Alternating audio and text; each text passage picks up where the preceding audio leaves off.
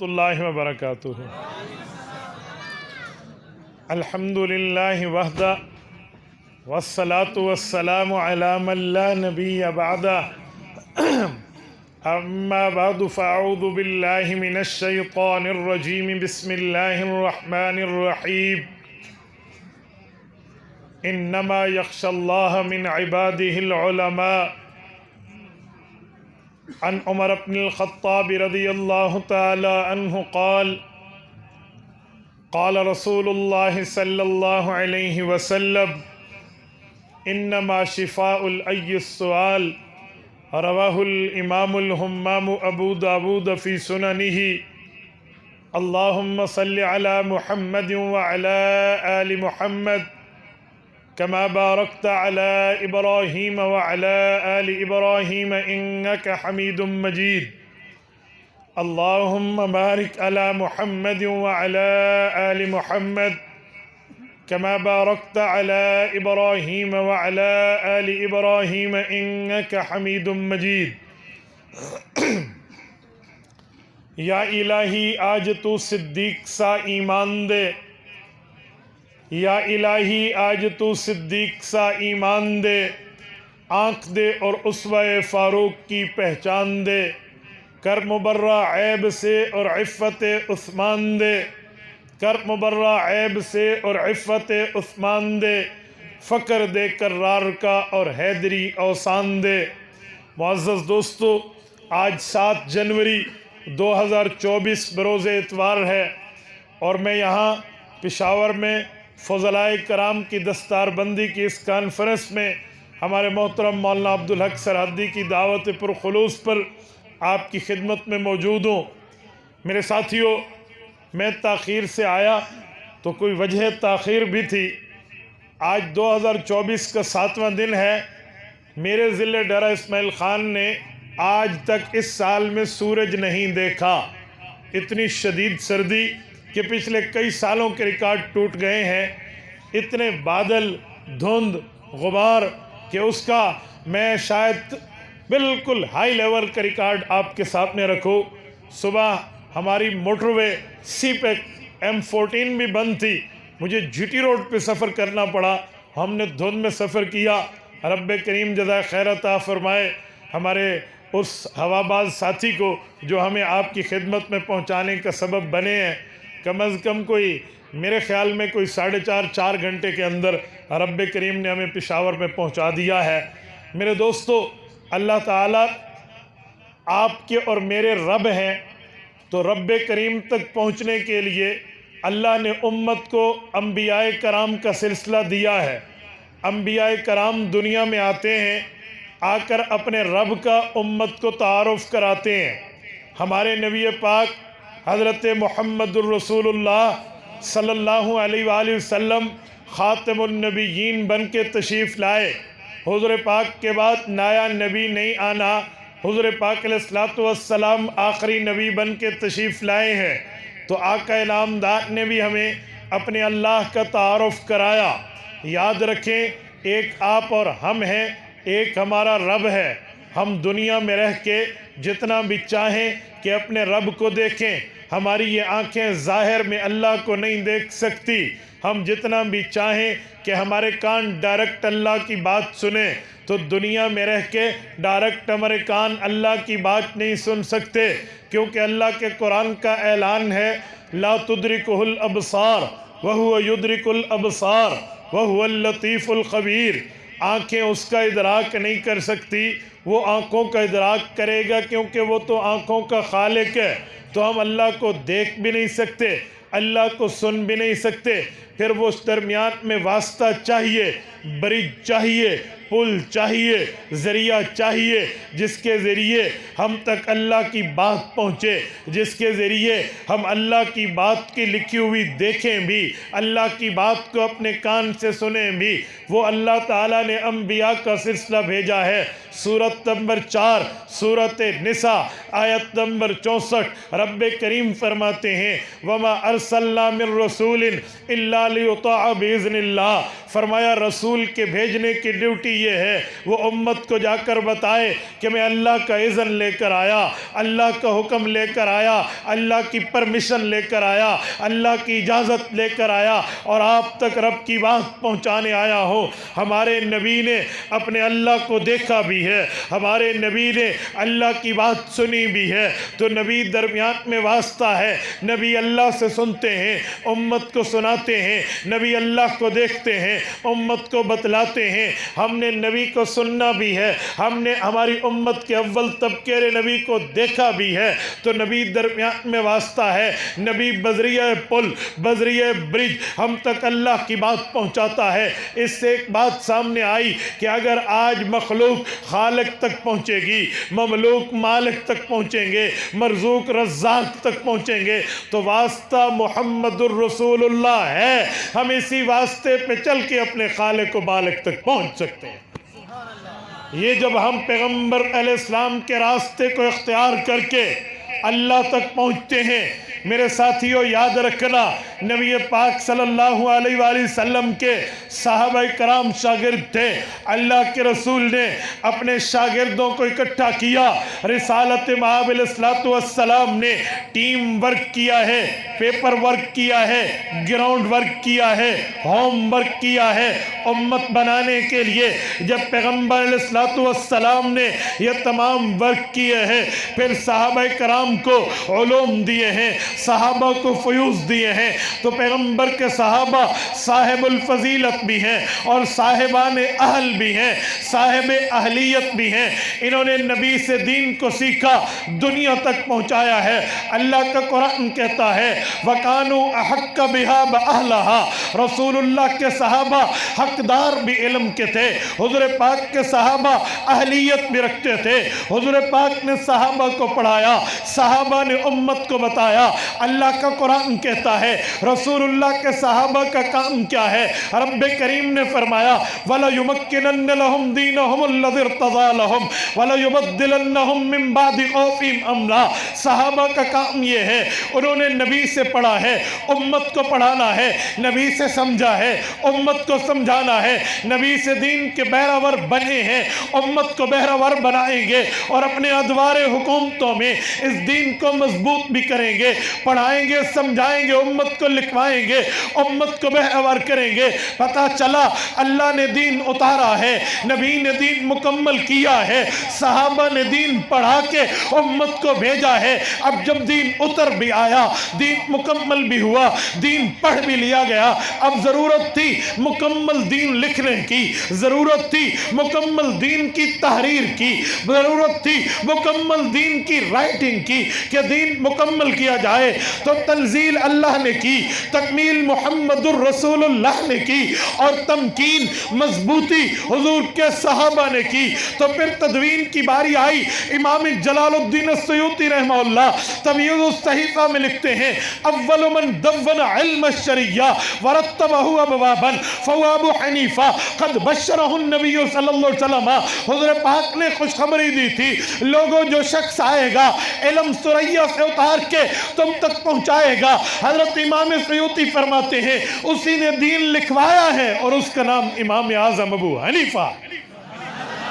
آج فضلاء کی کانفرنس میں آپ اور ہم بیٹھے ہیں تو جو ان کے سینے میں علم آیا ہے، ان کے تقوی اور طہارت و فضل آیا ہے، ان میں پڑھنے پڑھانے کی اہلیت آئی ہے، ان میں سمجھنے سمجھانے کا فیض آیا ہے، انہیں بتلانے اور بتانے کا ترتیب کا معاملہ پہنچا ہے، وہ اتارا اللہ نے ہے، مکمل رسول اللہ نے کیا ہے، مضبوط صحابہ نے کیا ہے، لکھوایا ابو حنیفہ نے۔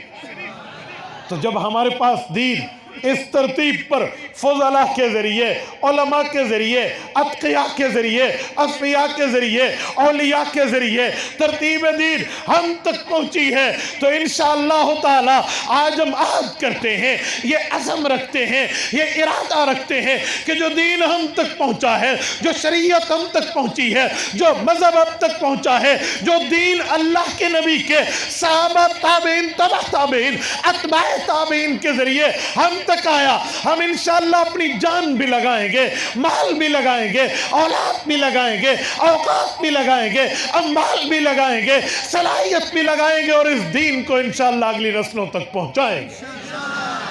میرے دوستو چراغ سے چراغ جلتا ہے، ایک فیض سے دوسرے کو فیض ملتا ہے۔ آج یہ فضلاء بیٹھے ہیں، انہوں نے جو پڑھا ہے، جن کے سر پہ دستار فضیلت سجی ہے، جنہوں نے 8 سال مدرسے کو دیے ہیں، یہ وہ خوش قسمت لوگ ہیں جن کے سینے کو اللہ نے اپنے قرآن کے لیے منتخب کیا، جن کے سینے کو نبی کے فرمان کے لیے منتخب کیا، اور جن کے سینے کو رب کے دین کے لیے انتخاب کیا گیا ہے۔ لوگوں، میرے پاک پیغمبر نے دین پڑھنے پڑھانے والے کو یوں دعا دی ہے۔ رسول اللہ فرماتے ہیں نظر اللہ ممران سمع مقالتی فحفظها ووعاها واداها کما سمع۔ فرمایا اللہ میرے اس امتی کے چہرے کو تر و تازہ رکھنا، میرے اس امتی کی زندگی کو خوشگوار و خوش نصیب و خوش بخت رکھنا۔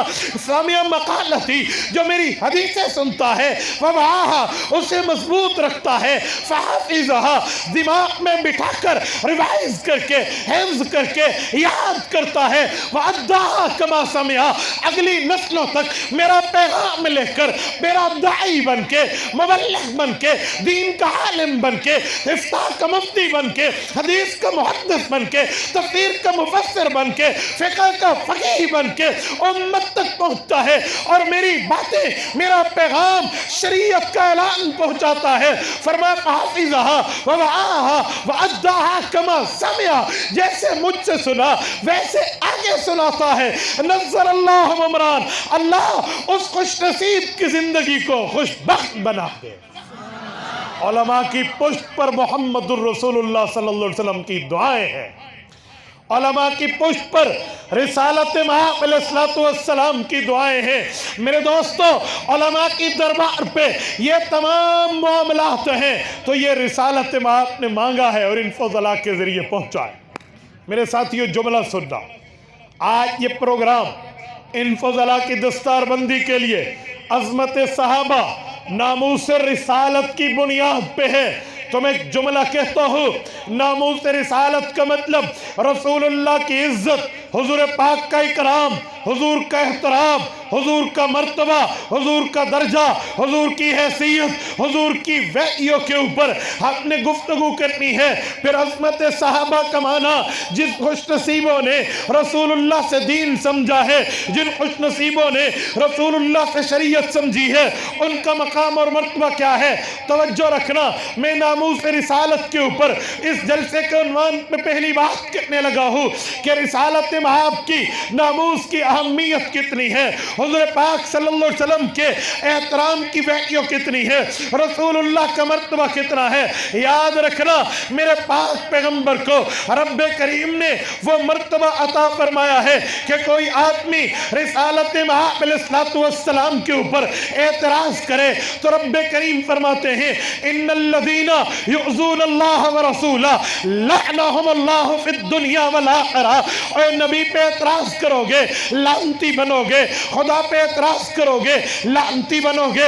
اللہ کے قرآن نے پیغمبر پر اعتراض کرنا امت پہ حرام قرار دیا، پیغمبر پہ objection کرنا امت پہ منع قرار دیا۔ پیغمبر علیہ السلام کے ناموس کی عزت، ناموس کی حفاظت کی ہے، عزت کی حفاظت کی ہے۔ ہاں ہاں، میرے پاک پیغمبر کے ناموس کی عظمت کو سامنے رکھے تو رب کریم فرماتے ہیں اے لوگو، تم چاہتے ہو، تمہیں اللہ نے پیدا کیا، تم اپنے خالق کو خوش کرو، اپنے مالک کو خوش کرو، اور اللہ سے محبت کی بات کی دامن بھرنے والو، قل ان کنتم تحبون اللہ، اگر تمہیں اللہ سے پیار چاہیے، اللہ سے محبت چاہیے، مودت چاہیے، یگانگت چاہیے، عقیدت چاہیے، پرمسرت زندگی چاہیے، تو اے لوگو، نبوت کے لیے رب کا اعلان ہے فاتبعونی، اتباع پیغمبر کی کرو، بات پیغمبر کی مانو، حکم پیغمبر کا مانو، بات تسلیم پیغمبر کی کرو، کیونکہ نبی کا درجہ یہ ہے، خدا کا اعلان ہے اطیعوا اللہ و اطیعوا الرسول، جہاں اللہ کی ماننی ہے وہاں رسول اللہ کی ماننی ہے۔ ہاں ہاں، نبوت کی ناموس کا مقام یہ ہے، رب نے سورۃ الحشر میں آپ کو مجھے بتایا ہے وما آتاکم الرسول فخذوہ وما نہاکم عنہ فانتہوا وما نہاکم عنہ فانتہوا۔ اے لوگو، نبی حکم کرے تو اپنے نے ماننا ہے، نبی روکے تو اپنے رکنا ہے۔ پتہ چلا ہم نے یہ نہیں کہنا حضور ہمیں قرآن پڑھ کے سنا دیں، اللہ قرآن میں کہے گا ہم تب مانیں گے۔ جی نہیں، امتی کا یہ مطالبہ نہیں ہو سکتا، مومن کا یہ ادعا نہیں ہو سکتا، حضور پہ ایمان لانے والے کی خواہش یہ نہیں ہو سکتی۔ حضور کی مرضی ہے وہ اللہ کا قرآن پڑھیں، حضور کی مرضی ہے وہ اپنا فرمان سنائیں۔ حضور پاک علیہ السلام کی ناموس کی بات پر میں ایک جملہ آپ کی خدمت میں کہنے لگا ہوں، توجہ۔ رب کریم نے پیغمبر تو پیغمبر کے گھرانے کی ناموس کی بات فرمائی ہے۔ آج میں ایک مثال دینے لگا ہوں۔ آج جب بے پردہ عورت کو دیکھو تو وہ ایک جملہ کہتی ہوئے نظر آتی ہے کہ میں پردہ اس لیے نہیں کرتی، میں جدید زمانے کی ہوں، میں نے میڈیا سے انٹریکشن کرنا ہے، میں نے عوام میں جانا ہے، مجھے پردے کی ضرورت نہیں ہے۔ میں نے کہا نہیں، تو جدید زمانے کی ہو کر بھی اس قدامت پسند کافرانہ سوچ کی پرموٹر ہے، جو سوچ کافر دیتا ہے کہ عورت کی حیثیت نہیں ہے، ویلیو نہیں ہے، اور اسلام نے عورت کو اتنی عزت دی ہے۔ میں بات کر رہا تھا پیغمبر کے گھرانے کی عزت پہ، تو رب کریم نے قرآن میں اس ناموس کی بات یوں فرمائی یا ایھا النبی کل ازواجک وبناتک ونساء المؤمنین یدنین علیہن من جلابیبہن۔ اے میرے پاک پیغمبر اعلان کر دیجئے اپنی گھر والیوں کو، اپنی بیٹیوں کو، امت کی عورتوں کو، یدنین علیہن من جلابیبہن، آج کے بعد پردہ ان پہ لازم ہے، پردہ کرنا ان پہ ضروری ہے۔ میں نے کہا جی ہاں، میں جدید زمانے میں رہ کر پردہ کرنے والی عورت اگر بچنا چاہتی ہے تو میں اسے کہتا ہوں جدید زمانہ حیا کو چھوڑے گا، ہم محمد الرسول اللہ کی حیا کو اپنائیں گے۔ اور ایک جملہ میں سمجھانے کے لیے کہتا ہوں، آج کل بے پردگی کے رواج پہ لوگ کہتے ہیں میرے دل میں تو کوئی برائی نہیں تھی، میں نے تو کوئی بری نظر سے معاملے کی بات۔ سنو، قرآن کہتا ہے وَإِذَا سَأَلْتُمُوهُنَّ مَتَاعًا فَاسْأَلُوهُنَّ مِنْ وَرَاءِ حِجَابٍ۔ اے امت کی بیٹیوں، تمہیں بتا رہا ہوں، اللہ کے قرآن نے پیغمبر کے صحابہ کو فرمایا پیغمبر کی آل بیت نبی کی بیویوں کے پاس جاؤ گے تو پردے میں رہ کر بات کرو گے۔ کیا ان کے دل پاک نہیں تھے؟ ان کے دل پاکیزہ نہیں تھے؟ تو میری بات کا مطلب نبی کی بیٹی کی ناموس کی بات بھی اللہ قرآن میں کرتا ہے، نبی کی بیوی کی ناموس کی بات بھی اللہ قرآن میں کرتا ہے، اور اللہ نے نبی کے گھرانے کی وہ ناموس بتائی ہے۔ 22 پارے کے پہلے صفحے پہ رب نے فرمایا یا نساء النبی لستن کاحد من النساء ان اتقیتن فلا تخضعن بالقول فیطمع الذی فی قلبہ مرض وقلن قولا معروفا۔ رب کریم نے پیغمبر کے گھرانے کی بات کی، نبی کی نجی زندگی کی بات کی، نبی کی بیویوں کی بات کی، اور ان کو مقام دیا، مرتبہ دیا۔ پشاور کے روشن ضمیروں توجہ رکھنا، رب فرماتے ہیں لستن کاحد من النساء، اس دھرتی پہ کوئی عورت نہیں ہے جو آپ کے رتبے کو پہنچے، اس دھرتی پہ کوئی عورت نہیں ہے جو آپ کے مرتبے کو پہنچے، اس دھرتی پہ کوئی خاتون نہیں ہے جو آپ کے مرتبے کو پہنچے۔ ہاں لفظ عاد سے اللہ نے خاص مقام استعمال کیے ہیں۔ جب اللہ نے اپنی توحید کی بات کی، وحدانیت کی بات کی، یکتائی کی بات کی، عقیدے کی بات کی، تو رب نے فرمایا قل هو اللہ احد۔ اللہ نے اپنی بات بھی لفظ احد سے کی ہے۔ اللہ تعالیٰ نے نبوت کے معاملے میں ابو بکر کی بات کی کہ ابو بکر مال لگاتا ہے تو کسی کے دکھلاوے کے لیے نہیں، وہاں بھی فرمایا وما، اللہ نے فرمایا وما لأحد عنده من نعمت تجزا، ادھر بھی لفظ عہد سے نفی کی ہے۔ جب بات آئی پیغمبر کے گھرانے کی ناموس کی تو رب نے فرمایا لستن کاحد، تمہاری جیسی بھی کائنات میں عورتیں نہیں ہیں، اور جس کی بیٹیاں مقدس، جس کی بیویاں مقدس، جس کا خاندان مقدس، جس کی نجی زندگی مقدس، اس نبی کی ناموس کتنی مقدس ہوگی۔ اور میرے ساتھیوں، رسول اللہ کے ناموس پر ایک جملہ کہتا ہوں، یاد رکھنا، رسالت میں آپ کے اوپر کوئی اعتراض کرے گا تو وہ اعتراض حضور پہ نہیں پہنچتا، شاید بعد میں حضور کی بات آئے، پہلے اعتراض اللہ کی ذات پہ آئے گا۔ آپ کہیں گے کیسے؟ سورۃ نجم میں رب کا اعلان ہے وَمَا يَنطِقُ عَنِ الْهَوَىٰ إِنْ هُوَ إِلَّا وَحْيٌ يُوحَىٰ، نبی بولتے ہیں رب کے حکم سے بولتے ہیں، اللہ چاہتا ہے تو نبی بولتے ہیں ورنہ نہیں بولتے۔ وہ اعتراض کرے گا نبی کے بول پہ، وہ اعتراض کرے گا نبی کی بات پہ، وہ اعتراض کرے گا نبی کی گفتگو پہ، وہ اعتراض کرے گا نبی پاک کے فرمان پہ، تو فرمان تو اللہ کے حکم سے ہے، تو پھر اعتراض تم نے نبی پہ نہیں کیا، خدا پہ کیا۔ اعتراض تم نے پیغمبر پہ نہیں کیا، خدا پہ کیا۔ اعتراض تم نے رسول پہ نہیں کیا، خدا پہ کیا۔ اور جو خدا پہ اعتراض کرتا ہے تبھی تو ہم بات کرتے ہیں کہ خدا بھی مان کر اعتراض کرتے ہو تو اعتراض کیسا ہے؟ اسی لیے پیغمبر کے ناموس کی، ناموس رسالت کی حفاظت کی ضرورت ہے کہ ناموس رسالت کی حفاظت ہوگی تو ناموس خدا کی حفاظت ہوگی۔ اور اس جلسے کے عنوان کا دوسرا حصہ عظمت صحابہ ہے۔ میں ایک جملہ سمجھانے لگا ہوں، رسول اللہ کے صحابہ کون ہیں؟ حضور پاک کے صحابہ کا مرتبہ اور مقام، حضور پاک کے صحابہ کا درجہ اور حیثیت، پیغمبر کے صحابہ کی ویلیو اور مرتبے اور رتبے کیا ہے؟ یاد رکھنا میرے دوستو، پیغمبر کے صحابہ کا مرتبہ ایسے ہے، اسے ہم قرآن میں دیکھیں تو رب فرماتے ہیں پیغمبر علیہ السلام کو سراجم وہاج فرمایا کہ پیغمبر چمکتے سورج ہیں، اور سورج وہ ہوتا ہے جب وہ طلوع ہوتا ہے اس کی روشنی سب سے اونچی عمارتوں پہ پڑتی ہے، سب سے اونچے درخت کی ٹہنیوں پہ پڑتی ہے، سب سے بلند و بلند جگہ پہ پڑتی ہے۔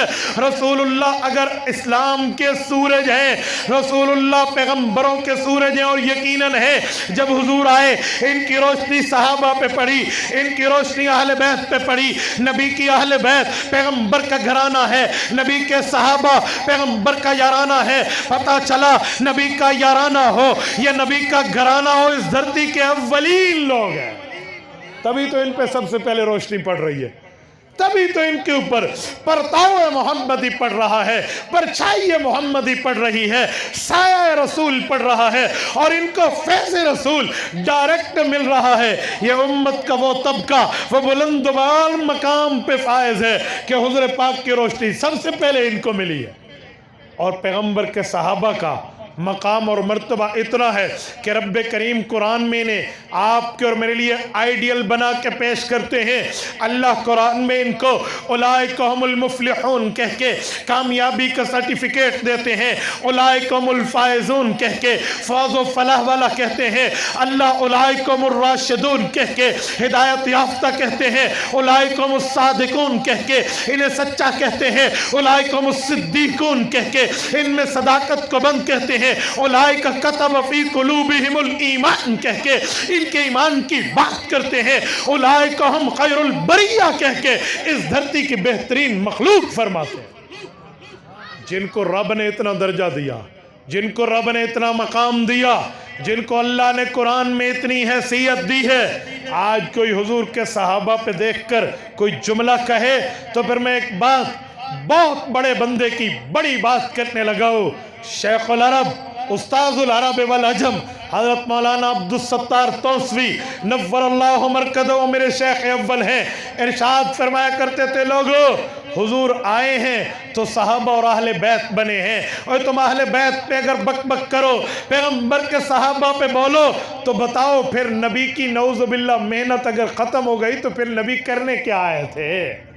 پھر حضور کی محنت کا میدان کیا تھا؟ پھر حضور کا معاملہ کیا تھا؟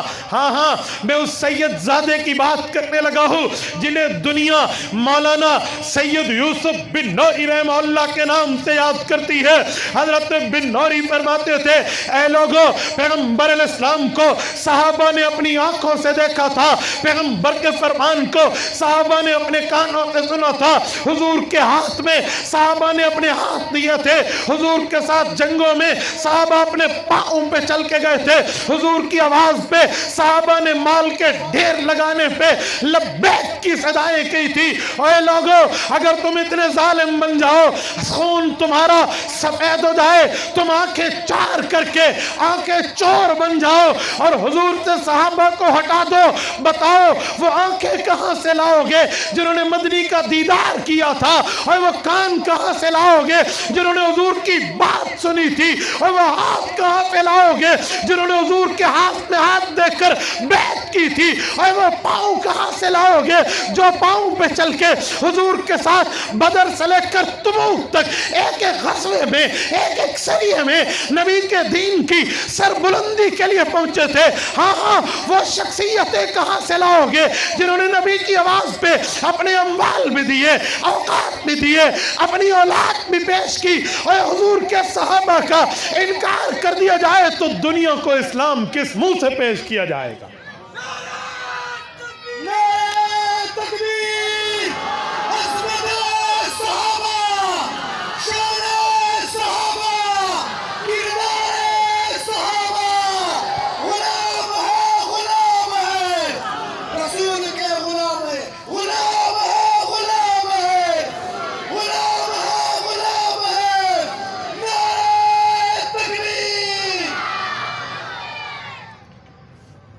کچھ عرصہ قبل ہمارے ملک میں ایک اتفاقی پیغام بنانے کا ایک محفل کا انعقاد ہوا ایوان صدر میں، اور وہاں پر تمام مکاتب فکر موجود تھے، ان کی قیادت موجود تھی، بڑے بڑے سیاسی زعماء لیڈران موجود تھے، رؤساء موجود تھے۔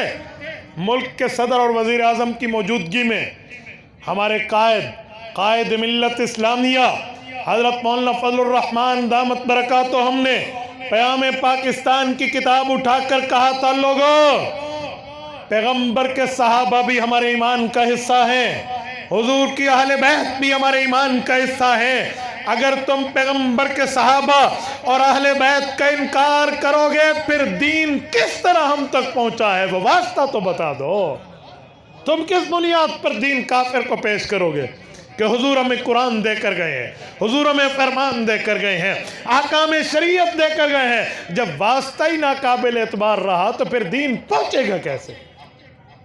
میں اسی پر حاشیہ لگاتے ہوئے حضرت قائد کی بات کو آگے بڑھاتے ہوئے ایک جملہ کہتا ہوں، پورا دین تو بڑی بات ہے، قائد محترم آپ بڑے ہیں، آپ نے بڑا جملہ فرمایا، میں اپنی بات کرتا ہوں، صبح کی 4 رکعتیں، 2 فرض اور 2 سنتیں، سنت کی 2 رکعتیں پہلی اور دوسری، اور 2 رکعتوں میں 4 سجدے، 2 پہلی میں 2 دوسری میں، اور 4 سجدوں میں ایک ایک سجدے کے اندر 3 مرتبہ سبحان ربی الاعلی، یہ 3 چوک 12، اور 12 تو بڑی بات، 11 ایک طرف ایک تسبیح بھی اگر ثابت کرو کہ یہ حضور سے آئی ہے بغیر صحابہ اور اہل بیت کے یہ ایک تسبیح ثابت نہیں ہو سکتی، پوری نماز کہاں، پورا دین کہاں، ایک تسبیح ثابت نہیں ہو پائے گی۔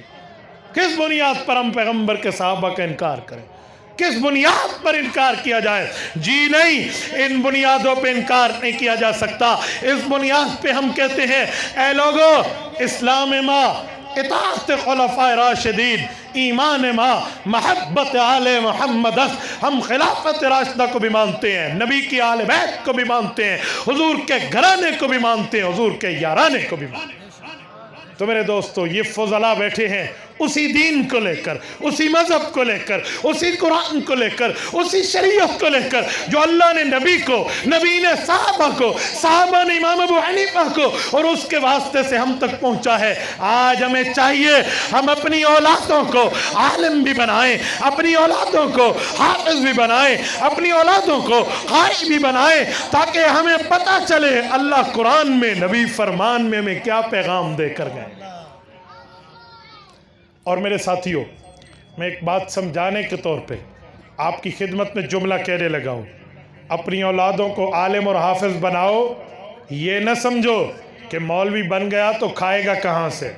لوگ کہتے ہیں مولوی بن گیا کہاں سے کھائے گا؟ میں نے کہا جتنا کھائے گا عزت سے کھائے گا، جتنا ہی کھائے گا عزت سے کھائے گا۔ اور سنو، ان کی عزتیں اتنی ہیں، انہوں نے وہ علوم پڑھے ہیں کہ کوئی اپنے گھر میں برکت کروانا چاہے، رحمت اللہ کی بلانا چاہے تو بڑی معذرت سے کہتا ہوں، وہ یہ نہیں کہتا پرنسپل صاحب کو بلا لو، وہ یہ نہیں کہتا جج صاحب کو بلا لیں، وکیل صاحب کو بلا لیں، کسی ڈاکٹر صاحب کو، کسی انجینئر کو بلا لیں، جی نہیں، وہ کہتے ہیں جی حافظ کو بلا لیں، عالم کو بلا لیں۔ تو دنیا تو یوں انہیں سلام کرے گی، دنیا میں بھی عزتیں ہوں گی، آخرت میں بھی عزتیں ہوں گی۔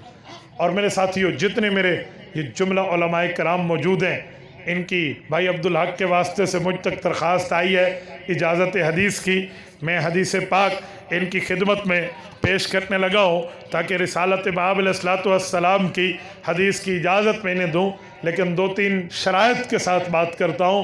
سب سے پہلے اس دھرتی پر علماء احناف، علماء دیوبند کو میں اہل حق سمجھتا ہوں 100%، ان کے عقائد کو بھی، ان کے مسائل کو بھی، ان کے فضائل کو بھی، ان کے دلائل کو بھی آپ انہی کے ساتھ کاربند رہیں گے۔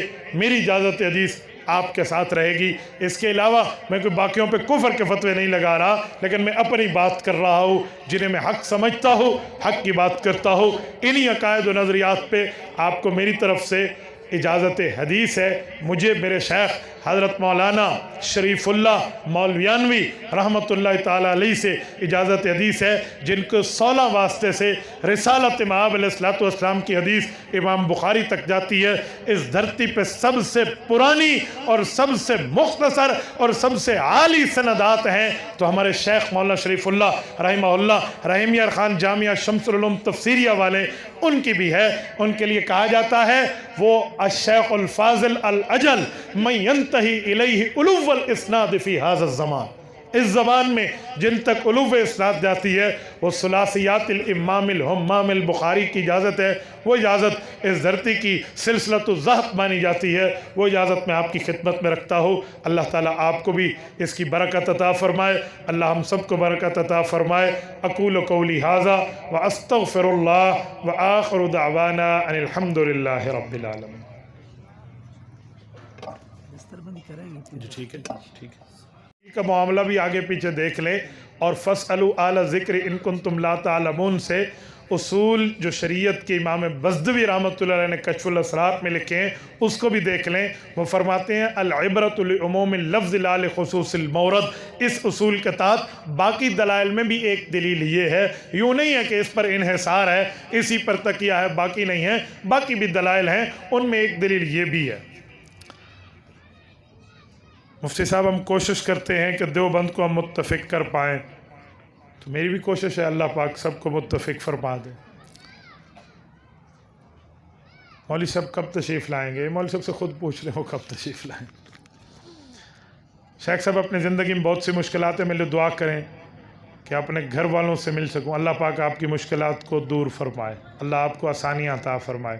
پتہ نہیں آگے پشتو میں لکھا ہوا ہے، میں پشتو سمجھنے سے بھی قاصر ہوں اور پڑھنے سے بھی قاصر ہوں۔ اس میں بھی دعا کی ذکر ہے۔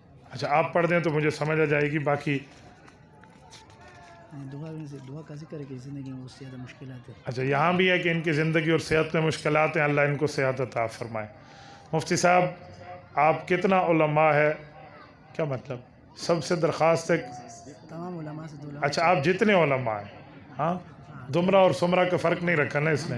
ہم 4 بہن بھائی نہیں، ہمارا بھائی نہیں ہے، ہم 4 بہن ہیں۔ اچھا 4 بہنیں ہیں، ان کے بھائی نہیں ہیں، تو آپ سب علماء دعا کرو اللہ تعالی ہم کو بھائی عطا، اللہ پاک ہماری ان بہنوں کو بھائی عطا فرمائے۔ آپ بھی آمین کہہ دیں نا، ہاں کنجوسی نہ کریں نا، آمین کہہ دیا کریں۔ اللہ آپ کو سلامت رکھے، باکرامت رکھے۔ چلو بات چلیے تو میں بات کہہ دوں، انتخابات کا زمانہ ہے، یہ بات طے کر لو کہ آپ کا انتخاب کیا ہونا چاہیے۔ سارے ذرا ایسے جرت کے ساتھ ہاتھ کھڑا کر کے میں آپ سے ایک بات پوچھتا ہوں، جتنے حضرات آپ بیٹھے ہیں، کیا ہونا چاہیے؟ اتنا بڑا مجمع ہے، آپ کا انتخابی نشان کیا ہونا چاہیے؟ کتاب ہونا چاہیے۔ کیا ہونا چاہیے؟ گلی گلی اس کتاب کے لیے چلو گے، محنت کرو گے، اس کے لیے مہر لگانے کی ترتیب میں جاؤ گے نا؟ جزاکم اللہ تعالیٰ۔ میں اس بنیاد پہ کہہ رہا ہوں کہ الیکشن میں ہر بندہ اپنی ترتیب کی بات کرتا ہے، تو ہم جسے حق سمجھتے ہیں ڈنکے کی چوٹ پہ ہم اس سے یاری رکھتے ہیں۔ وہ بات نہ کریں کہ میں ہر کے ساتھ گھوم کے کتاب کو ووٹ دوں گا، گھومیں بھی کتاب والوں کے ساتھ اور ووٹ بھی کتاب والوں کو دیں گے۔ اپنا بھی اور اپنے گھر والوں کا بھی دلائیں گے؟ جتنے بیٹھے کریں گے؟ جزاکم اللہ تعالی۔ اب میرے خیال میں دستار بندی اور اس کے بعد دعا ہو گئی۔